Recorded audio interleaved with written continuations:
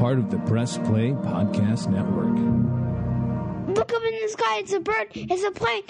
This is Jason J. Lewis, the voice of Superman on Justice League Action. This is Mark Wade, writer of Superman Birthright. You're listening to the Krypton Report.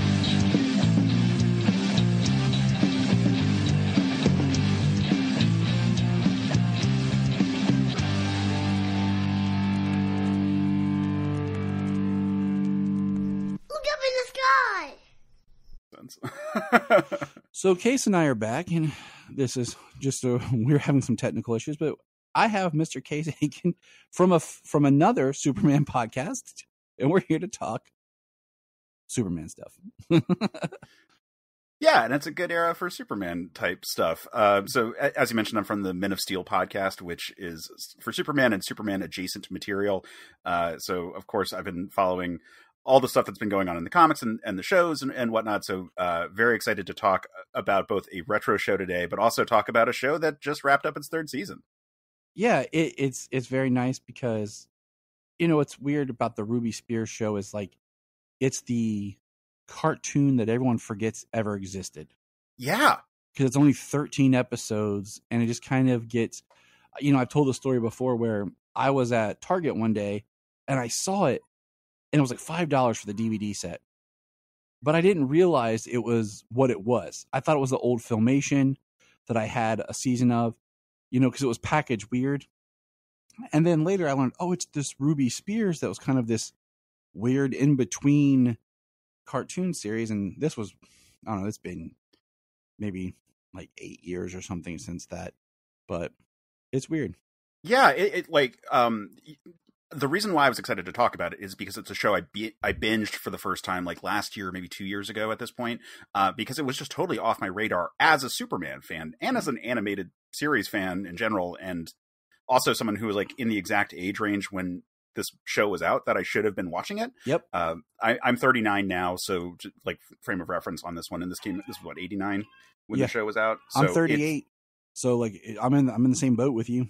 Yeah. It's so weird because once I binged it, I was like, oh, you know what? I've actually seen clips, and specifically I saw the Wonder Woman episode of this show. So I was like already aware. I was like, okay, yes, there are things I saw. It just wasn't like on regular rotation on TV when I was at the spot watching it, you know, like whatever network it was on or whatever. I just missed it when it aired, and it didn't have like a lot of reruns. Yeah. It's like I said, it's one of those that kind of gets forgotten. And what's even weirder is my friend Anthony talked about it on a show, just his digging for kryptonite.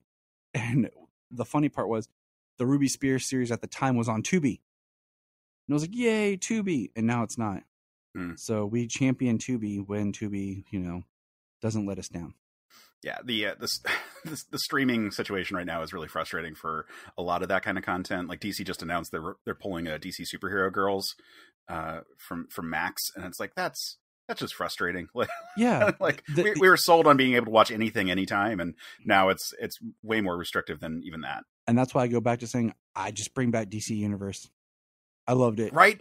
I was like, I'll pay $10 a month for DC Universe just to have all my DC stuff in one place that I'm paying for, instead of them selling it off is what they're doing.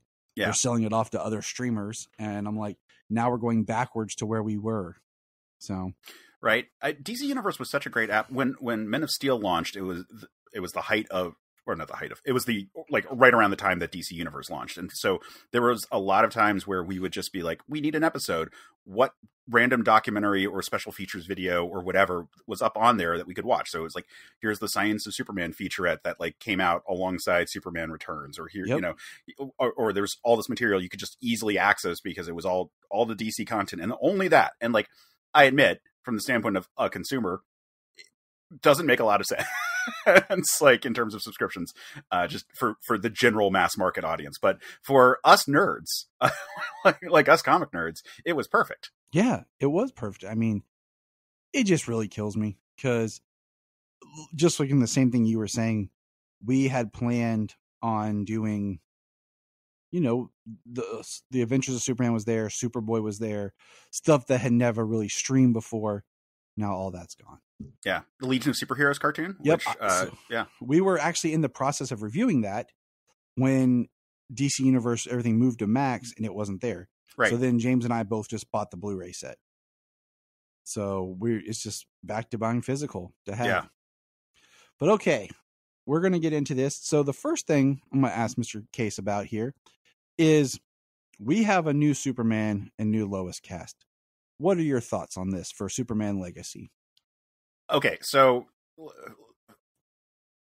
let's start with Lois. Marvelous Mrs. Maisel is amazing as a Lois Lane analog here. It's incredible casting for Lois. I think that's pretty much perfect. Yeah. What's funny is when they said that she was testing, I was waiting until they got down to announcing who was testing before I did I'm going to watch stuff to check out these people. And that show had always been on my radar of something to watch. And I watched the pilot. My wife came in and caught the end of the pilot. And we are now almost done with season 3. So that has become me and my wife's show to watch. Yeah, it's the right kind of vibe for a very classic style Lois, and I think that's just perfect. And she knows, or she can totally do sass. We haven't actually said the name. It's Rachel Brosnahan. Yes. But most people know her from Marvelous Miss Maisel. But she can do sass. She can be this kind of like charming, transatlantic kind of accent type character, and I think that'll just be perfect. Yeah, I mean, she has done impressed me, and I've loved it. And yeah, so when they announced that she was testing, she was the one I was like, please get it, please get it, please get it, please get it. So what about any familiarity with David Corenswet? No familiarity aside from people have shown oh, he was in this thing. It's okay, he was in a thing that he was a background character, things like that. I did not stand out to me in any way at all. Not even positive. I've seen the episodes of shows he's been on. But I will say he looks like a perfect mashup if you did one of those face apps that combine actor faces of taking Tom Welling and Henry Cavill. So it's just it's kind of perfect. And then he's got kind of a little bit of the lankiness of a Chris Reeve. So in terms of casting for Superman, looks the part. Right. He looks the part. If you're going with the title of Superman Legacy, kind of fits that whole legacy idea right there. Yeah. So the only thing I've watched him in so far, I'm going to watch the miniseries on Netflix called Hollywood. People say that he's great in that. I watched Pearl, and he had a small role in Pearl. He was I guess he's one of the main characters. There's not many people in that movie. So that's where I watched him, and I was like, okay, cool. And the cool thing is he has that chance, much like Henry Cavill did, and Brandon Routh, to be honest, where I don't know them from anything else, really. Well, and Chris Reeve, for that matter. Well, I mean, growing up, he was just Superman. Sure, but I mean, for the mass audience. Yeah, so it works to just be okay, it's Superman, not it's this person playing Superman. You know what I'm saying? Yeah. And what's funny is, so we both told our ages, and I recorded this little tidbit where I said, this is the first time that a Superman's being cast that is significantly younger than me. Right. When Tyler Hoechlin was cast, he's 2 years younger than me. That's not a big deal. Okay. That's in the same bracket of age, whatever. Yeah. If we hit the gym really hard, we could have also been up for the same part. Right. You know what I'm saying? If I had time, I have kids. And then Henry Cavill's 2 years older than me, when he was cast. Now David's 29. So I'm yeah, Superman is now younger than me. Yep. Yeah, it's a weird element of just the property getting older and all that. But it's cool because I'm excited. I don't know if you saw our little video. My son and I made a big box and decorated with Superman stuff. It's the legacy box where we're putting change and money and stuff in to save up to buy merch. Oh, nice. Because I was telling him about how when Superman Returns came out, when Man of Steel came out, how there was all this merch and how excited I was. So I'm we're going to start saving now because now I have kids. So now it's okay, you're getting this new toy, you're getting this new shirt, you're going to get curtains, bedding, you know what I'm saying? We're going to decorate.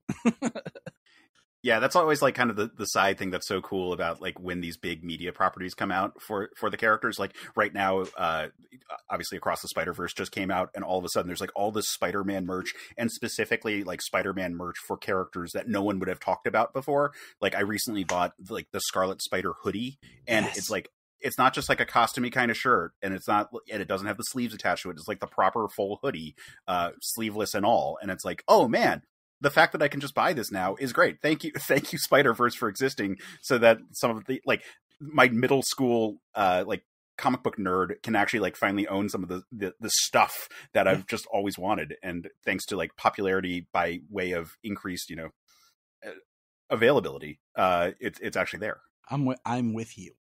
Scarlet, I love Scarlet Spider. I don't even know why. I think it was just something cool. I have a whole story I've told before about going with my dad to the uniform shop. My dad was in the Navy. He was a CB, and there's this one shop that he would go buy stuff for his uniform, and they had a spinner rack. And he got me this one Spider-Man comic, and it was Spider-Man the Scarlet Spider. It was after the Clone Saga, and I didn't know who it was, so it was just this really cool, and I still have it, comic. I love it. And so I've always had a special place for Scarlet Spider. Yeah, I've not like, it's kind of a joke character in retrospect now because the Clone Saga has such a bad rep, and Just went on the too long. name the Scarlet Spider is a rough name to really pull off. Especially when the character has a pretty large percentage of his costume that's blue. Like the hoodie I'm talking about is just blue. And I'm like, oh, it's from the Scarlet Spider. People are like, who don't know who the character is, just kind of like cocks their head, and I'm like, it's Spider-Man, and they're like, oh, okay, cool. Yeah, like, it's the Scarlet Spider-Man. Right. When they first put out ads for the character coming back, because he had first shown up as like just the clone had returned in the story arc, and it was cool that he came back that way. But the ads were like Return of the Exile, and I thought he was going to be called the Exile. And I was like, this costume's is so dope, and like the Exile is a cool name, and like then they name him Scarlet Spider, and like they've never not joked about that in the actual book. Like at no point has anyone ever thought that was a serious name. It's just funny that that's the name that stuck. Yeah. Good old Ben Reilly. Yeah. Oh, well. But it's just awesome that, like you said, we have this merch for everything.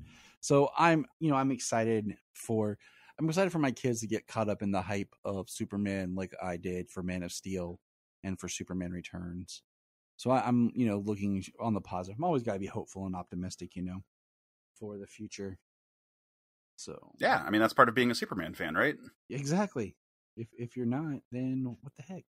So the other thing I was going to ask you before we dive into more of this Ruby Spears is, you mentioned your podcast is doing all kinds of stuff for the anniversary of of the death of Superman. Did you see that McFarlane is putting out a Doomsday versus Superman set? I saw that it was happening. I haven't actually seen pictures of it. I should have sent you one. There's like two pictures, like just the action shot of the toys being posed, and then like them in the box.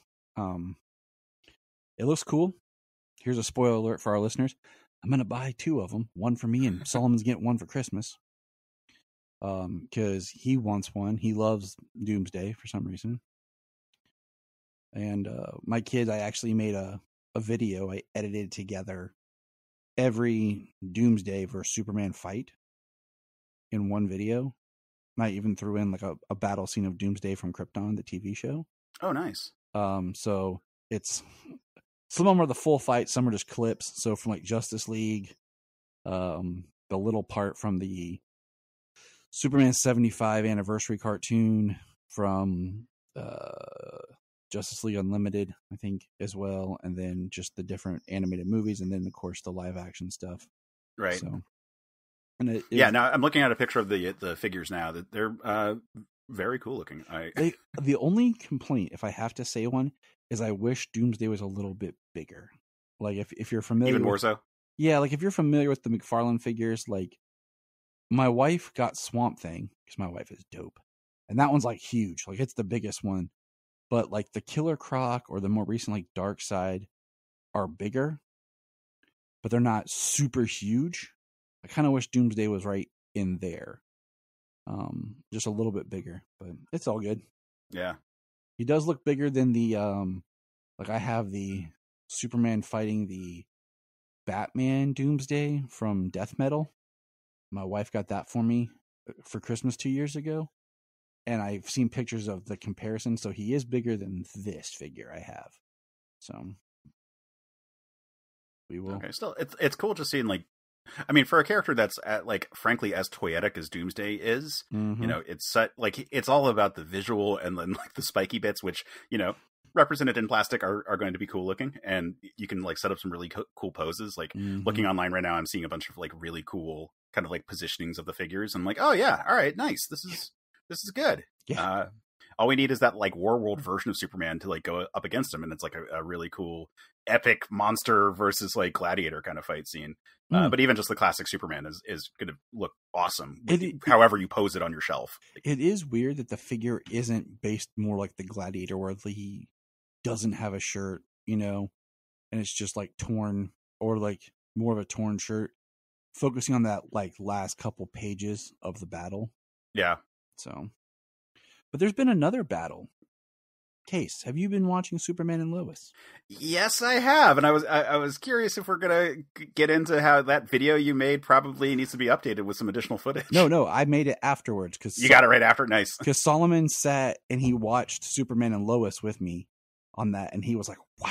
Like he was into it. I mean, wide-eyed, sitting there between me and my wife, just like, "Holy cow!" Like, and we started talking about it, and then as soon as the video was over, or the episode was over, I pulled up and showed him the battle from Smallville. He was like, "What?" I'm like, "Yeah, son. Yeah, things have changed a lot." And then that's what kind of prompted me to make the video of all the different things and put them all together in one place. Let's just say he so much was into it that yesterday he had his phone, which is my extra old phone that he uses like a tablet, my iTunes up, and he was listening to Soundgarden blow up the outside, and he was playing with Superman and Doomsday toys. So I was like, I'm so proud of you, child. Yeah, so when I wasn't exactly watching, like, tracking which episode I was at when I got to the Mannheim episode. So when we got to the end of that arc, where we had dealt with Mannheim and his wife, and the episode ends with Bizarro waking up in the basement. That felt like it could have been the season cliffhanger, because the majority of the plots of the season had been wrapped up. The ones that hadn't been are ones that could carry over to the next season without it being the end of the world. And then we get the Luthor stuff in the last two episodes leading into the actual confrontation with Doomsday Nee Bizarro, or Nee Bizarro, whatever the the maiden name thing is, which, you know, was... It was interesting that they did all the stuff that we were expecting from, you know, BVS in terms of how they would have transformed a Kryptonian into a Doomsday type entity, and instead it's like, all right, we're gonna jump into this to sort of launch the next season, however that's gonna, like, you know, open and then conclude the arc for all these characters. Yeah, I mean, totally. I mean, you know, the way that they brought back Bizarro, I was thinking, okay, now we're going to get more of like the mindless, just zombie Bizarro, you know, like, like kind of thing. And what's its purpose going to be? Like, then we saw something kind of grow and mutate, and I was like, what are you going to do? You know? Because the show's been really good about subverting expectations. Right. It was interesting because, again, they referenced Doomsday when they first introduced Bizarro, and then they like brought it around full circle when they rolled out like this iteration of Doomsday, which I'm generally pretty good with, like the whole like Lex Luthor murdering him like crazy to get his, you know, aggression out, and like jabbing him with like kryptonite shards so that we get the spikes, so that we get all these elements. I will say it took me just a little too long for it to click the phrase, every time you die, you come back stronger. For whatever reason in my head, I was thinking about Saiyans from Dragon Ball Z. And then once the first spike went in, I was like, oh, never mind. Sorry, I'm dumb. I should have seen that coming. Yep. My wife goes, is he going to be Doomsday? And I'm like, just not saying anything. She's just looking at me wide-eyed, like, let's just watch it. Yeah. You know, and I made this, okay, so I put this comment up online, and no one really commented on it, but that happens. I said, you know, what's interesting is thinking of Doomsdays that we've seen in live action and everything, This Doomsday and Smallville's Doomsday are the most dangerous. Now, I say this because in the comics and on Krypton, the series, they did where once Doomsday dies, they would then clone him, and so that he can't die that way again. But on here and on Smallville, we saw him die. Then he came back to life, not able to die that way again. So it's like, how do you officially kill him then? And stop him? See what I'm saying? Yeah, they're doing exactly the thing from the comics, but not, or like the later version of him from the comics. Yeah.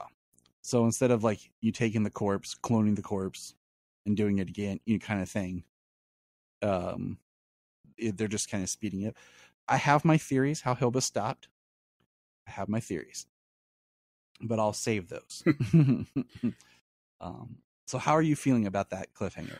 Just having Doomsday while you are covering so much content dedicated to the death of Superman. Well, I mean, if it had dropped like a month earlier, we probably could have snuck it in as being part of that coverage, but we had like just moved on from it right in time for that episode. See, if they had just never taken breaks, you'd be okay. Yeah, I like the look. I thought that they did a really good job. I mean, Superman and Lois is like this interesting relationship with special effects. Like you can tell the things that they can do cheaply or easily. Like the Superman landing is a really good example. Like they definitely have like that After Effects file queued up for every time the character needs to like pop in. Which is why he's rarely just like floating. He usually like arrives with like a thud with a superhero landing. Yep.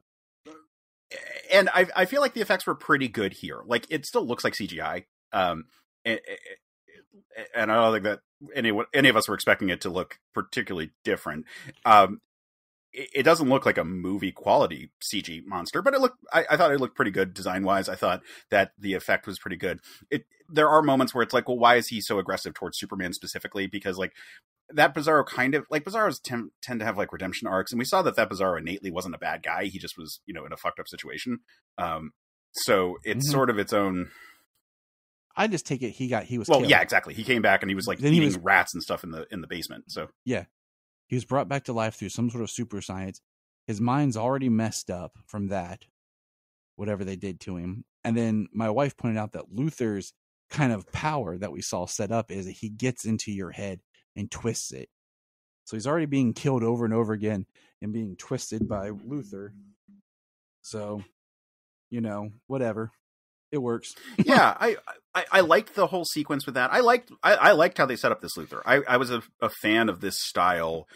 I don't necessarily want it to be every version of Luthor going forward, but I thought for this show specifically that they're going to try to do something different than the Luthor that we got on Supergirl or all the other versions of Luthor that we've gotten. It was an interesting, different take than what we've seen before. I want, when season 4 starts, I want a flashback with Luthor before he's arrested to see him more as before prison Luthor. Because as of right now, he doesn't exactly feel like Lex Luthor to me. It's kind of like there's that, it's a little too off at the moment. But if you give me a little like flashback and then I kind of see how he got here, then I'll be like, okay, it'll kind of mold a little bit better in my brain. Yeah, he kind of felt like what was it, White Dragon from Peacemaker, Peacemaker's dad. Yeah. In that sort of like, well, he's like this like prison kind, like there's like a thuggish component to him that I found interesting. Is it again like, would this be how I do Luthor always? No, but I was definitely intrigued by this sort of like the stance of him where he is very hard in a way that like we often don't see with Lex Luthor.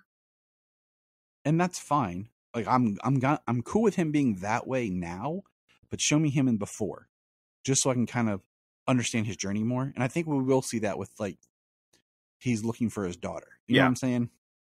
Much like they've done really good in the past few seasons of showing us kind of stuff in the past with Bruno, and then showing us stuff in the past with Lucy and Lois's relationship in season 2 and things.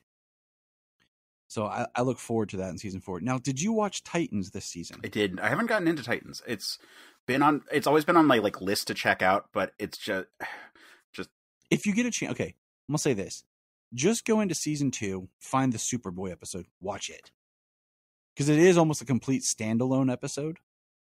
And because I love the Superboy on Titans, I think he was underused, but I loved him. And the reason why is they introduced in the last season of Titans Lex Luthor, and he's played by the great Titus Welliver. So it's kind of interesting. We got 2 Lex Luthors this year in a similar style, but yet different. I'll just say that they both had beards, which like long beards, and I don't like this trend of Luthor with a beard. Okay, I'm just saying I want to stop it. Yeah, it makes me think of the Alan Moore Supreme run, where they had the Golden Age version of their Lex Luthor analog, and he had a beard, and then all the other ones had a full head of hair and no beard.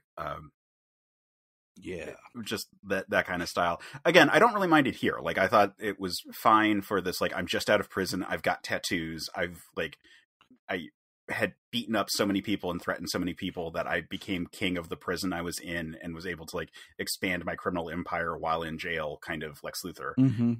I kind of wish he didn't have it when he went in. Yeah. It was weird that he had like full head of hair and the beard, and he just shaved the head. Like, it would have been interesting if that had been flipped over time. Yeah, it would have been. Yeah, exactly. That makes sense. So, but all right. So that's Case's quick thoughts here. Now we're going to move into, like we talked about, the Ruby Spears series. We're going to start with episode 4. That's where we are in our discussion. The one we really want to talk about is 5, but we can't skip 4 to get to 5. So we got to do 4. And my summary is Cybron, a human-machine hybrid, comes to the future to cyberize Earth in the episode Cybron Strikes. Yeah, right. The one that clearly feels like it should have been a Bizarro episode, but it had to be legally distinct for reasons. It also felt like he was a villain from He-Man. That's really what I put in my notes. I was like, this feels like a He-Man. Like, he reminds me of like the He-Man toys. Yeah, I think that's going to just be an issue with this particular series. It's so a product of its time. And part of that is that it has the art style and voice cast of all the cartoons from the 80s. So it's not weird that the design work on the characters, like when it's like, even if it's supposed to be Brainiac, but like, is again legally distinct from Brainiac, like the new design that they go for is going to feel very much like all of those kind of like 80s like action figure things. Mm-hmm. I have in my notes, what made me so happy was Cybron here is voiced by Frank Welker. Of course, Frank Welker is amazing. When I hear Frank Welker, I immediately think of Scooby-Doo, because we are a big Scooby-Doo family. He voiced Fred, for anyone who didn't know that. And when I say he voiced Fred, I mean he is Fred. Unless it's a pup named Scooby-Doo. If it's Scooby-Doo and animated, it's Frank Welker, since the beginning, the dawn of time. And then, of course, he did Megatron, and pretty sure he did Cobra Commander. He's, like, Frank Welker has a ridiculous filmography when you look it up, and it's still working today. Yeah, that's what I'm saying. He's still working. He currently does the voice of both Scooby and Fred on Scooby-Doo shows. So it's the man is very talented. But I was trying to think of just like his 80s. I think he did Soundwave and Shockwave, both from Transformers. And that's kind of where this Cybron kind of feels like. But this episode was just weird, because what's funny about episode 4 is, pulling up my notes here. He's just making these, he's in a cube, like just traveling around. He's from the future, and he makes Jimmy look like a Calypso. That's what I said. because like he like took over his face. But yeah. And I also had to laugh because Jimmy says Jeepers. Like, Jeepers. I'm like, yep, Jimmy. You're not in Scooby-Doo, bro. Jimmy's a hard one to like fit right. Like, you either go too soft or too hard with him. Like, his 90s phase of being like super into Metallica was too much the other direction. like finding the right balance of corny and like a cool kid is a tough line. So here's my question to you then, because we've been talking about different things. Where do you see the character? Because I believe that Superman Legacy, we're going to get all the Daily Planet characters. I really feel like that's something in James Gunn's wheelhouse of creating, casts of characters, groups. So I'm pretty sure we're going to get Jimmy, Perry, Lombard, Cat Grant. What do you think is the way Jimmy Olsen should be? Like, if Clark, let's say Clark is 30, how old should Jimmy be? So the tough part there is that, like, if we're talking about like old school Superman stuff, like Jimmy should be a teenager, but that's in a world where like teenagers were like taking work in a lot more serious ways because it was like World War II era and a lot of people were overseas and it was just a very different world that we're coming from. In terms of like modern stuff, I think like an intern really is sort of where he should be coming in from, and then like working to become a photographer over the course of whatever run we're talking about. I agree. So like in college or just out of college kind of age. See, I put, if Superman is 30, I said 8 years is the biggest gap I want between them. Okay. So I feel like if he's 10 years or younger, it starts to feel like he's Superman's son. It's not his pal, Jimmy Olsen. It feels a little too much. There's too much of a distance in there. Now, if there was 30 and 40, yeah, but like a 20-year-old hanging out with like a 30-year-old, I can see it, but I don't know. I said 8-year difference. Yeah, I think if he was like fully a teenager, it's too much in the modern era of the character, because like the son relationship used to be a thing in like the Silver Age kind of dynamic, and like certain versions can roll with it, but I think it would feel weird in a modern setting. I think you could probably get away with 20 or 21, as long as it's like he's a college student who is, an intern at the planet and doing, all the stuff that he's trying to do. And like Clark is like the one person at the planet who like even calls him by his first name or anything like that. Like the only person who like actually is nice to him, because I remember those experiences of like my first jobs out of school, or my like the couple internships I did while I was in college or stuff like that, where like I do remember those relationships with people who were those sort of older mentors at that time. I probably agree with you that like 22, 23, where he's out of school, it makes it a little bit more natural because he's not going to be divided as much. Like if Jimmy's going to be main cast and not like also like taking classes somewhere, or like disappearing for like things that are totally unrelated to the Daily Planet drama, he really needs to be working full time there and probably working his ass off to try to like pay rent or whatever like secret fortune his family might have. But like he should be like living that sort of like starving artist, like I want to be a photographer kind of like vibe for a character. Oh, I totally agree. Yeah, I totally agree. He just graduated college, first job. He's a intern coming up. I think that's the perfect place for Jimmy to be. Yeah. So since we were talking about Jimmy here, I just, because I think it needs to be where he clicks with Clark and Lois. There's a vibe to him that they kind of both latch onto, so that you get that really great dynamic. But if he's too young, it gets awkward. If he's too old, it's like he's their peer more than like a protege type thing. So like Obi-Wan and Qui-Gon, what I'm saying? Like as much as I like the 90s Superman the animated series, like Jimmy was a little too old in that setting for my taste. Like he was already working at the planet and like fairly experienced by the time Clark starts. And I think they threaded the needle pretty well, but like they were coming at it a little. It could have gone wrong. Like sometimes he's been too old, and like you said, it's like, well, is Obi-Wan really like an apprentice kind of vibe? If depending on the casting and how they make the characters look, and like you really do need to have that kind of mentor-mentee relationship, really, for both Clark and Superman, and they should be teaching him different things, even though it's secretly the same person. I agree. Now, finishing up episode 4 of the Ruby Spears here, it's called The First Day of School. And this is where a young school-age Clark Kent meets Lana Lang. Now, Case, what did you notice about Lana Lang in this episode?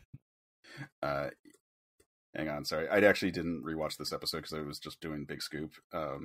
That's fine. She's blonde. Oh, okay. I couldn't remember specifically. So I was like, dang it, show. Like, I have a huge thing about like characters' hair. Like, I know it sounds horrible, but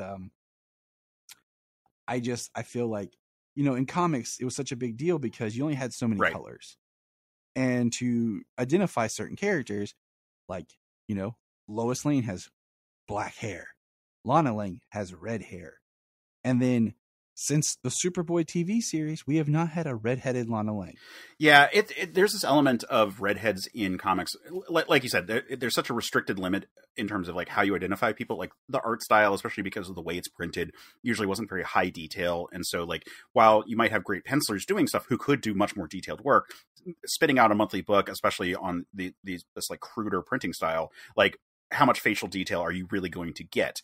And so hair color oftentimes was the big way you could really identify a character. And redheads were usually, here's the more exotic one in the very whitewashed period of like, a lot of the history of American comics. Which creates this sort of weird scenario of like, oftentimes the redhead is the one that gets turned into some other, like a different ethnic group for the purpose of having like more diversity. And it's like, it's weird that the character who is already kind of the pseudo diversity, and I realize that there's some big air quotes around that one. Yeah. You can't see us, but we both, it has been a very interesting concept. But you see it all over the place. And like, I'm generally okay with Lana being like changed in some way, mostly so that she stands out from Lois in a particular way. Cause she's always supposed to contrast Lois distinctly. It is weird that it's always Lana and not like another character, like, that's the part that's kind of strange. It's it's the same thing where it's like, it's kind of weird that like all the Lightning characters eventually become black. And it, like, again, it's not like by itself, it wouldn't be the issue. It's weird that it always it happens so much. Like when the Legion of Superheroes reboot with Bendis, it's like, oh, why did Lightning Lad? Like, couldn't it have been anyone else? Because like, it's that trope. And he's the redhead who also becomes, like, I mean, there are people online who are like crazy about this stuff. Like they'll be like, oh, all the ginger characters are going away. And like that line is just like insane and stupid. And most of the people are coming at it from a bad faith perspective, but it is interesting that like, that is still where like, again, like I said, it was like the pseudo diversity when it's an all white cast, like the redhead's the weird one. It's the redhead stepchild kind of situation. And then now it's like, okay, well, it's still our diversity. And it's like, well, but couldn't you just have more diversity? Couldn't anyone else be something? I mean, just to give people an idea, we're talking about the West family on Superman or on The Flash were redheads that are now all African American. MJ, the way they did MJ with current Spider-Man. Of course, the Ariel controversy that was blown out of proportion by people. Josie and the Pussycats? Yes. And let's see. With Riverdale, I mean, specifically. Yes. I knew what you meant with Riverdale. Let's see. It's on tip. Why am I? Jimmy Olsen. Yeah, exactly. Jimmy on Supergirl. And I know there's a couple more I'm not thinking of, but it's just a weird conundrum. And like for me, like if I was trying to change, Lombard would be an easy one. Cat Grant. They made, what is the animated Death of Superman movie made Cat Grant African American. But Lombard would be one that you could change. But it's just funny. It's always the red. Again, in a vacuum, this is fine. Most of the people complaining about it is bad faith. But it is weird. And it is okay to acknowledge that it is a weird coincidence that happens every single time. And it's a little strange. And like here, it's a different thing. It's just blonde because their color limits were whatever. But it is a curious thing, like Emmanuel Chariki in Superman and Lois, amazing casting for the purpose of this type of Lana Lang that we're getting. Yes. But it is different. Yeah, you could do, it's like she feels like a spiritual successor to Lana from Smallville, yeah, absolutely. Who was brunette and everything. So it's weird. Even the young girl Lana, and then there's in Man of Steel is brunette. And then supposedly Lana's supposed to be at the funeral scene, but it's very hard to pick her out, but she's there. So yeah. Redhead Lana, we miss you. Yeah. All Yeah, right. but that So said, moving I on. mean, like, I don't necessarily have like a ton to say about either the first day of school or Overnight with the Scouts. Aside from, I love the young Clark stuff in this series. I think it's really solid, like low stakes, but at the same time, just kind of like fun adventures of the character. I like the convention of it being like the family album. You know, it's written by Marv Wolfman, so we're dealing with like a pretty loving take on the character, and it does a really good job of setting up of like, in the absence of Superboy as part of his canon, which was such a new thing when this show came out. Like, this is right in the wake of the Man of Steel relaunch. Like, to bring in those elements, and one of those other elements is a big part of the Big Scoop, the next episode. Like, it's cool that we're trying to incorporate the new comic stuff and have it still feel appropriate to all the stuff that you just know about Superman. Like none of this would be wrong for someone who thinks of Superman as having been Superboy, but it's like nice that it's like, yeah, no, Clark, he was doing like scouting stuff, or he like had superpowers for like, shenanigans, kind of the way that like Superboy was kind of originally intended to be a prankster before he just became Superman, but young. Yep. Oh no, I think it's great because it does, just like you said, it is post-crisis. It provides some sort of like backstory, and it's kind of like a backup. If you're looking at it as like a comic book, this is your little backup chapter, that eventually is collected in a story. So doing these little family Adams things is just kind of neat to kind of see where he came from. How, instead of, having the Kents in modern time, which we'll talk about in a second, I enjoy them because it's kind of, cutesy, funny. In the earlier episode when he gets adopted, I had to laugh because, he's got his full flight powers, and infant baby Clark flies to the Kents, and they find him and laying with him in bed. I was like, not sure if that would really work like that, but okay. Yeah, well, I mean, that's such a classic thing of like what the pop culture, like this series in general, like is such here's an amalgam of everything people know about pop culture Superman. Here is the Donner movies, and then here is the modern Man of Steel stuff. And it's jumbled, modern being the 1980s Man of Steel stuff, all being like jumbled together into something that has to appeal to a wide audience. And so like, the shot from like the Donner movie of like baby Clark picking up the car is so well known, and like there's all these like incidents of Super Baby and stuff from Silver Age that people just kind of remember. And while Man of Steel had sort of established that, or pardon me, the Man of Steel had established that like Clark didn't have his powers at first, and that they grew in time. Like, they do establish by the time he's like 6, he's invulnerable enough to get trampled by a cow and not die. So it's like early enough where, if you're not really thinking about it too much, you're like, oh yeah, he probably had all of his powers by the time he was like kind of a kid, right? Maybe a baby. I don't know. You're like, yeah. I like it. I roll with it. Works for me. Yeah, I mean, these wouldn't work in the canon of the comics of the time, but they work fairly well for being like kind of just a like, oh yeah, that's a fun Superman growing up kind of story. That, again, it's low stakes, but usually they're like pretty.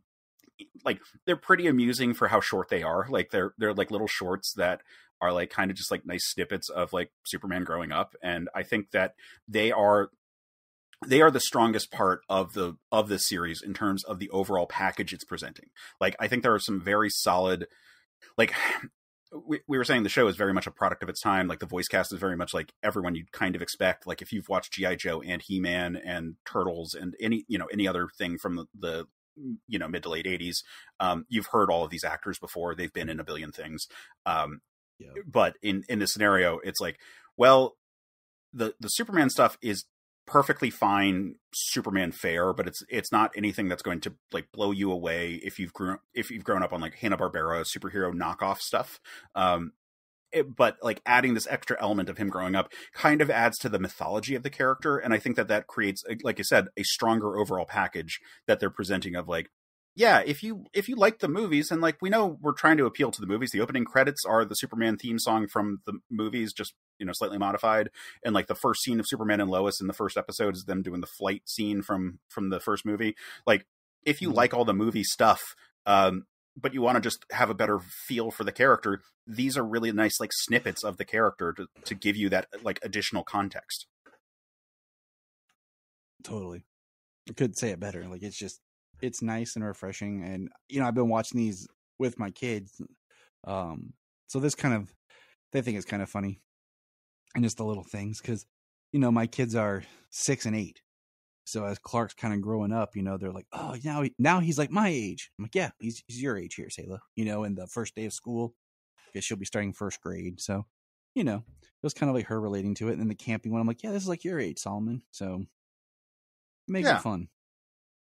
Now to the one that Case was eager to talk about, The Big Scoop.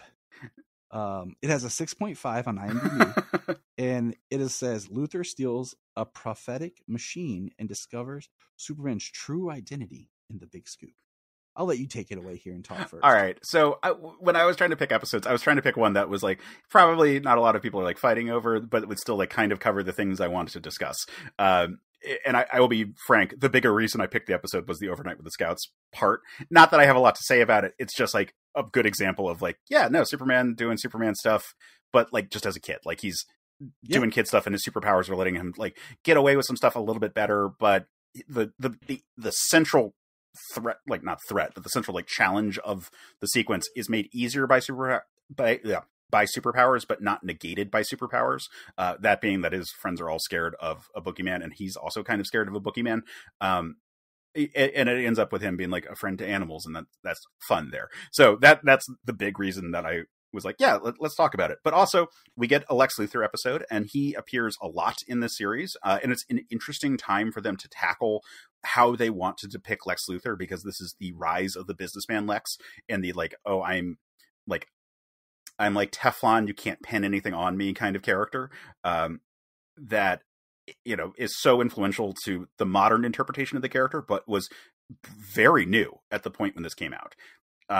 And the idea of him stealing like a scientific device that lets him see an hour into the future is like, that's normal enough, like TV show fare. That part's fine, but it's like cute that it's in Smallville and that we get the Kents in there and that we get the like Jonathan Kent as disguising himself as Superman, and so he gets to play a part in a Superman adventure, and those are moments. And while it's like it's weird to be like, oh yeah, he's able to perfectly emulate Clark. It's like, well, yeah, I mean, it depends on which Jonathan, frankly. Like Smallville Jonathan, sure. Man of Steel, Kevin Costner Jonathan probably could pull it off in terms of just like height, build, and like, he's got the the Mission Impossible mask that he puts on, as opposed to a Superman robot, which would be like the classic situation if it was like or Martian Man, exactly. If it was 5 years earlier, it'd be a Superman robot or some other kind of like zany Superman thing. If it was 5 years later, they would find a way to tie it into the bigger DC lore, because they were trying to make the shared universe, more shared between them all. Or it'd be like Matrix Supergirl. If this was like if this show ran for like 2 more seasons and they were allowed to use that, I could actually see that happening. But it was nice to be like, oh yeah, well, Jonathan being alive and knowing all the things about Clark is a useful tool. It's the kind of story that would have happened with Superboy back in the day. And I argue that the decision to keep the Kents alive in the post-crisis continuity means that for at least a period of time, the adventures of Superman as he's existing as like a new superhero are kind of more reminiscent of the Silver Age material than the later stuff, just by virtue of that like parental connection. Which is why I think it's okay for him to start with them alive and then have, Jonathan die a little bit later into his career. And then like Superman and Lois opening with with Martha dying. I think that's like a good progression right there. So it was cool here in this moment. Like there's certainly storytelling potential to having Jonathan Kent and Martha, but Jonathan Kent alive, that a lot of media kind of just overlooks because it became the default to say like, oh, well, he died of a heart attack. And I get it's a very poignant kind of thing that Superman couldn't have stopped that. The All-Star Superman issue is so touching when it happens. Or even in the Donner movie, when it happens, it means so much, where it's like, yeah, no, Superman can't do everything. Like he can't stop death. He can't work his way around all these things that humans have in front of them. He just can do a lot of stuff more easily, or he can be, a figure of collective action as one person. He can move mountains the way that like a million men could, like those kind of things. But again, like I said, here is a prime example where Jonathan being alive allows for storytelling possibilities that would not have existed otherwise. I like it because not to go too deep on anything, but the fact that I don't think Superman is not motivated by Jonathan's death to be Superman. Like, he just is. And that's a big deal with him. Just, he does it because it's something he can do. And I feel like sometimes they've made the death of Jonathan like his point of like in Superman the movie, like, this is my point to go on my journey, my hero's journey. I don't think he has to have that. I think having his father around is a big deal, even for the entire DC universe as a whole, because more recently in comics, in Tom Taylor's run, there was a great part where Jonathan Kent's talking to Batman, and you find out that Jonathan has talked to Alfred every day. Yeah. That Alfred and Jonathan had maintained a friendship. And, you know, Jonathan and Martha become like this parental figures to anyone in the DC universe. So I feel like having Jonathan die when he's full on Superman later in life is more impactful, because like it goes back to, I have all these powers and I can't stop it. Compared to he died when I was young and then I became Superman. Right. I totally agree. So in the context of this episode, I had to think, okay, I've only seen like, there's only been like 6 episodes, like, right? And I'm like, I haven't seen a Fortress of Solitude yet, have I? No, I don't think so. Does he have superbots? Like, I'm going through this because they're not really, you know, connected stories, serialized storytelling. So I'm like, what is this Superman? When Jonathan shows up, I'm like, is this a bot? That was my first thought. And then when the episode started and they were back in Smallville at this laboratory, and I'm like, are the parents still alive? I'm like, because all we get is the flashback episode. Yeah, I think this was the episode that confirmed that one. Yeah. Because literally in my notes it says, is Jonathan and Martha alive? And then the next part, they're on the Kent farm. I'm like, okay. Well, even before that, the doctor knows the Kents and asks how they're doing, and Clark very quickly in the episode is like, oh, they're doing great. They say hi. Yes, you're right. So I like that element. I didn't actually give like a full synopsis of this for anyone who hasn't been following the series. This episode, the A plot is specifically, there is a device that someone develops that allows you to see an hour into the future. Luthor steals it, and the big scoop that is the title of this, because at first you think it's going to be about the machine itself because Lois calls it a huge scoop, is that it turns out that Luthor is able to see that Clark Kent is Superman. And so from this point on, Luthor is using this device to see an hour into the future to plan around Superman's presence, but also he's trying to do this cat and mouse game to force Superman to reveal his identity to the world, and specifically in a way that the news network that the news network that Lex Luthor owns will get the break on it, like we'll get the scoop on it and get huge ratings. Which I found interesting, that the host of his like news program felt like kind of the 24-hour news cycle type pundits that we see today. Yep. Commentators compared to like news. Yeah, he was much more of a showman instead of like an actual like reporter, like the way that we see with like Clark and Lois. So I thought that was like kind of an interesting contrasting point right there, and very prescient to the world that we would be living in, just 10 years later from that, let alone like now. Yeah. I mean, exactly. He's that sleazy late night kind of person. And yeah. And it's interesting just how this episode plays out with, the Kents being involved, and then Clark getting cornered by Luthor, and Luthor basically saying, you're Superman, and Clark's like, oh, I don't feel well, I've been sick. And Luthor has his kryptonite ring out, and they're trying to play it off that Clark isn't well. And then when Clark tries to go and save his parents, he runs out and gets a hold of a helicopter, then falls in the clouds. Then all of a sudden Superman comes flying through. I'm like, well played, Clark. Well played. Yeah, it was interesting. I'm glad you mentioned the kryptonite ring. Luthor uses it to try to suss out that Clark Kent is Superman. And I enjoy it because it made me, the first time it like shows up in the show, it made me realize that the Lex Luthor toys that I remember from being a kid were tied to the show specifically, because they're like, Luthor's got a kryptonite ring kind of thing. And that's also like an invention of the like Man of Steel era, like John Byrne era of the character. And it's something I realized I'd always just sort of associated with the character because that was specifically the window of when I was becoming aware of Superman properties. And it's so interesting that they already like codified some of that into this like adaptation. What's so funny is you say that, like, in my mind, like, when I would watch Superman the movie, I'd always be really upset with Gene Hackman's Lex Luthor. I was always mad. It's like, this isn't Lex Luthor. Where's Luthor Corp? You know, like, where's the business? And then it dawned on me, you know, years later, that when I looked at it in the time frame that, oh, that didn't come until the 80s. This movie was made in 78. Like, oh, wait, okay. This makes sense now. Why Lex Luthor, you know, because I was so used to this one version and I wasn't, you know, my child brain wasn't syncing up. Okay, when did he become a, you know, businessman? All right, this was made before that. So this is really the first media version of the newfound Lex.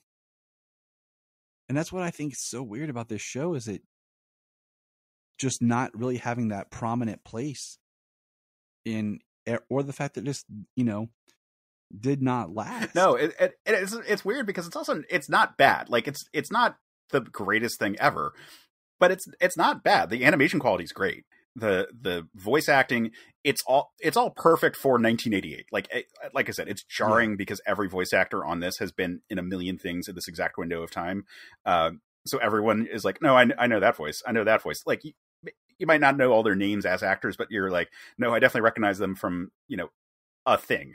Like I said, if you were a fan of G.I. Joe, you definitely know a few of these voices. But it's just such a like, the fact that it didn't get another season is just such this weird, like, yeah, this was like this blip. And then a couple years later, we got the animated series, which is such a strong piece that feels iterative of the same, because it's drawing from the same era of comics. It feels iterative of this. Like, this feels like the prototype for the Dini-verse, like, Superman show. Yeah. And it's so weird because I watch this and it feels of its time. I watch Superman the Animated Series, any of that Bruce Timm stuff, honestly, and it feels timeless.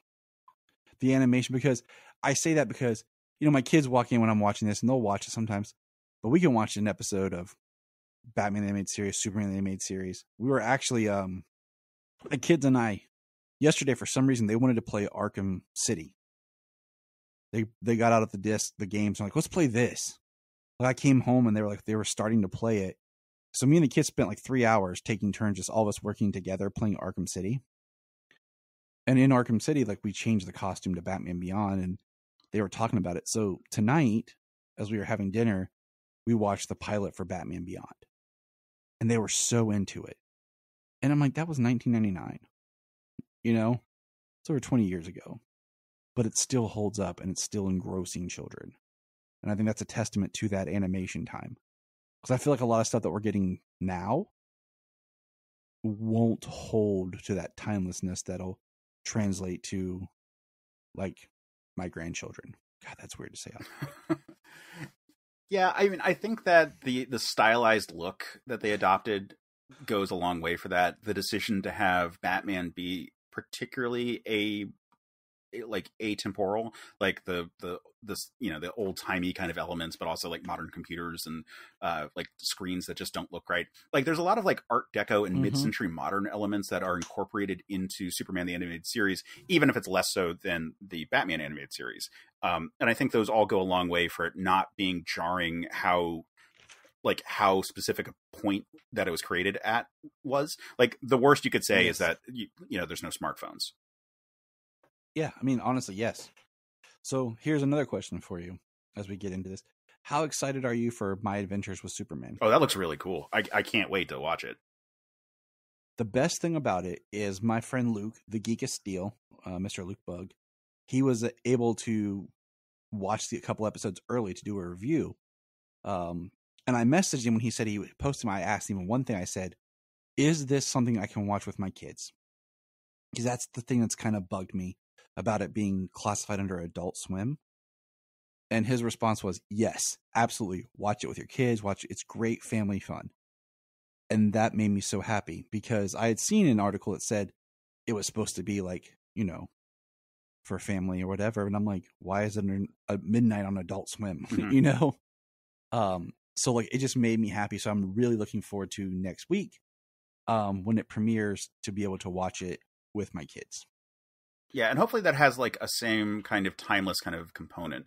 You know, like the thing is, animation is hard. Like it's and figuring out how to do it weekly in a way that is visually appealing is difficult. And so like we see learning curves as people come up with new tricks to get those kind of production cycles going. Like the Hanna-Barbera stuff of the 60s and 70s, like a lot of that, when you look back on it, like the still frames look okay, but you know, the animation itself is terrible because they're doing so many tricks in order to be able to like perpetuate, you know, to get an episode out on the timetable that they have, on the budget that they have. And, you know, you look at this season of a show, like the animation is great because they put a bunch of money into it. But that wasn't going to last. They don't have, like, they're overcoming issues because they just had a good budget that wouldn't be a way to like really work around it. Like they're not doing any sort of tricks to really sort of make up for it. And you see eras where the technology opens up new possibilities. They haven't figured out how to make it look good, like all the CGI stuff of the late 90s going into the early 2000s. Even some of the cel shaded stuff now, we're still kind of like figuring out how to make it look like not, you know, jarring. When you figure out your tricks, like when you figure out the ways for it to be smooth and to have, you know, a good budget behind it and to not be cutting corners, but as you learn all these new stuff, or like all these new things, it becomes more and more likely to hold up over time. And so I'm really hoping that the new show is doing all the stuff that like things like Invincible are pulling off, in terms of just having this, like, you know, a clean style that where like there's animation issues in all of these works. Like if you really go back and look at the Superman the animated series, there's plenty of times where he's flying and it's just kind of a still like cell of Superman moving across. But usually they're like, okay, but we figured out how to make the cape move, and that's like the big seller in terms of him flying.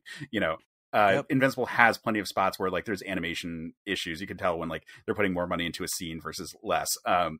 But as we go, the goal is that the easy tricks become easier to put in there to like really sell you on it, and to keep making it so that with less and less effort, it can still look good in a way that isn't going to bother you down the road. You're absolutely correct. And it's a bummer that this show didn't quite nail it here. So right. And I mean, you talked about Hanna-Barbera, like Ruby Spears used to work for Hanna-Barbera. They created Scooby-Doo, you know, and then went off and did their own company. And it's right at that time where they were kind of coming up as competitors for Filmation and Hanna-Barbera, and then eventually Ruby Spears kind of went away. I don't know exactly when they, you know, turned it in or whatever, and I wonder if that has something to do with why this show never got attention that it needed or whatever, you know, because I can't think of a whole lot of things that were produced by Ruby Spears. I mean, they ran into the 90s like they did. I mean, ones that stand out for me, like looking at, so Sky Surfer, I remember, which was their last like big show that they did. They did Mega Man, the super fighting robot one from the 90s. They did Cowboys of Moo Mesa. Yeah, I remember that. Dink the Little Dinosaur was about the same time they were doing this, which actually probably is why I'm like, oh, all the names or all the voices sound really familiar because a lot of the cartoons they were doing at this time, I distinctly remember. I think it was a license issue in terms of getting it from Warner Brothers. Like they got greenlit for this, but it didn't like really sell enough. You know, it didn't really move the needle enough for Warner Brothers. And so they kind of like pulled back on that production. Also, we got to remember, Superman 4 was not the big seller. So I can imagine everyone being like, we kind of need to not be invested so much in this property right now. We need to take a step back. Looks like Batman's going to be more popular soon. Yeah. I mean, yeah. I'm just looking. They did the Plastic Man comedy show. They ended in 96. Thundar the Barbarian. Yeah, I mean, they have an impressive roster, and the animation for a lot of these shows looked really good for the quality of the show. Like, Sky Surfer Strike Force was not a good show, but it looked incredible. I'm just looking at they did a lot of co-productions with other Yeah. companies, like the Alvin and the Chipmunks cartoon from '83 to 88. Yeah, they had the Rambo TV show, Centurions. Yeah. Like that's again, talk about a show that looked great. So it's just Chuck Norris Karate Commandos, Police Academy. The series they did it right before Superman, and like you said, Dink the Dinosaurs. Then, yeah, Cowboys of Moo Mesa. I feel like I was the only person for the longest time who ever knew that show existed. You're in good company. Yeah, because my brother and I had Colorado Kid and Marshall Moo Montana figures. So yeah, I love watching all of those cartoons. But yeah, okay, cool. Yeah, I'm just looking at their roster here.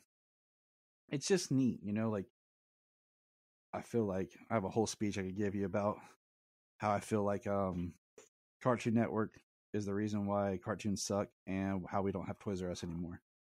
So I'll give you a whole speech about that, but I won't take up any more time.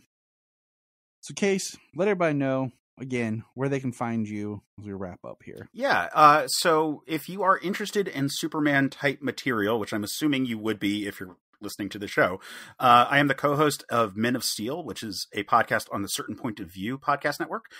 So we talk about Superman and Superman adjacent material, and by that I mean stuff like Invincible or The Boys, or like things where it's like we're talking about the same power fantasy, but interpreted through a different lens. But we do a lot of Superman coverage. We just finished a lot of material about the death and return of Superman. We looked at all the different adaptations. We went through all the comics from the original time period of that. And then we actually looked at the Superman 154, the Silver Age story that Jerry Siegel wrote about Superman dying as an imaginary story. And then we looked at a play that I wrote that was based on that issue that I produced back when I did theater in New York. So that's all the Superman stuff. I have a YouTube series that's a sister project to that called Superman Analogs. That's on the Certain POV Media YouTube channel where I do roughly 3 to 5 minute kind of here's an explainer of all the big important points about a character who's kind of based on Superman. So at the time of this recording, the most recent episode was on the Plutonian from Irredeemable. So that kind of vibe of a character, if in terms of the series. I did a big run of all the different characters named Superwoman fairly recently, but I've been doing this now for about 120 episodes, so there's a decent backlog if you want to check those out. And like I said, they're pretty short, so please do. It's a really fun project. And then if you are interested in my takes on movie stuff, I also am the host of Another Pass, which is a movie podcast where we do film analysis is probably the easiest way to say it. It's like a script doctor type show where we look at movies that are fascinating but flawed and then speculate on what could have been done at the time of production to fix it. And then every 5 episodes, we look at a movie that had big production issues and overcame them through creativity as kind of a proof of concept. So, for example, our most recent 5th episode was Total Recall, which was just an absolute nightmare in terms of actually getting the movie greenlit. And then Arnold Schwarzenegger and Paul Verhoeven had entirely different visions of what the movie was. And so you can see how scenes are laid out and how everything is done with these two very different kind of auteur voices going into it. So really interesting productions there. I highly recommend check out our Predator episode where we just laugh at just the terrible conditions of filming that and just the amount of diarrhea that was on set. But we also do really fun discussions of crazy movies that, really should have been better. We recently did The Island of Dr. Moreau, which, man, talk about a movie that you would think could have been just so much stronger and just wasn't. From a lot of poor planning and a lot of people who just didn't know what they were doing. So fun conversations. We always bring on guests and we try to have cool people come on for those chats. All that can be found on all your basic podcast stuff, or go to certainpov.com and yeah, check out all my stuff. All right. Well, thank you for being here. Thank you for having me back on. Check out his podcast anytime. Yeah, it sucks that we had all the issues getting started with technical problems. Yeah, so we both were having technical issues, and I apologize for whatever this is going to do to you in the edit. But yeah, it was a fun conversation. I'm sorry it was a little disrupted. Yeah, that would have been worse. So remember, good listeners, look up in the sky. We just want to say if you've enjoyed this podcast, please check out other podcasts on the Press Play Podcast Network. $1 a month, you'll get extra special content that you don't get on the main show, like movie commentaries and whatever else comes out of our mouths. So check it out, patreon.com/Krypton. We're going to press pause and hear a few words from our other podcasts on Press Play Podcast Network. Hello, Brooks here with the Books with Brooks monthly book club podcast. Here's how Books with Brooks works. We read one book a month, and then we talk about it. Classics like Stephen King's The Shining, debut novels like We Are the Brennans by Tracy Lang, and tons of other compelling, life-changing stories, one book and 1 month at a time. So come read along with us, and then listen in. Before we start this episode of Krypton Report, I want to take a moment and just give a shout out here to our Patreon. I know what you're thinking. Gosh, everyone's asking for money, and I get it. But our Patreon is only $1. $1 a month that helps us keep the podcast going. And what we do is we try to find interesting shows and topics and whatever we want to talk about. We've done, as of this little thing, our last recordings were on the Scream series. Brian and Tyler, that's me, do our own show where we record in the car, and it's kind of funny. And we talk about pop culture or whatever is going on. We also have the Supernatural podcast we've been reworking. It's taken some time just because of life. But we do movie commentaries as well. It's something that James and I have done, what we used to do on the main show that we've started doing here. So for $1 a month on our Patreon, you can get those shows. There's at least 4 a month. Also, there's my movie pitch show that I do. But also, what we want is if you're a Patreon, you can come on. You can come on the main show if you want. Or if there's something you want to come on and talk about, we can do it as a Patreon special. So all I want is for $1 a month, think about chipping in, joining our Patreon, and you have a voice to be a part of things. Follow the link in the link tree or in the show notes below, patreon.com/Krypton Report. If you are like Tyler and James and can't get enough super talk, check out these other podcasts. Digging for Kryptonite, Supergirl Radio, The Last Sons of Krypton, the Superboy Legacy Podcast, All-Star Superfans, Superman the Animated Podcast, The Aspiring Kryptonians, Always Hold On to Smallville, The Geek of Steel, and Truth, Justice, and Hope. Remember to check out Krypton Report on all social media platforms. Go to linktree.com/Krypton Report. You find all of our report. This is Dan Jurgens, and if you want to have a good time, keep listening to the Krypton Report.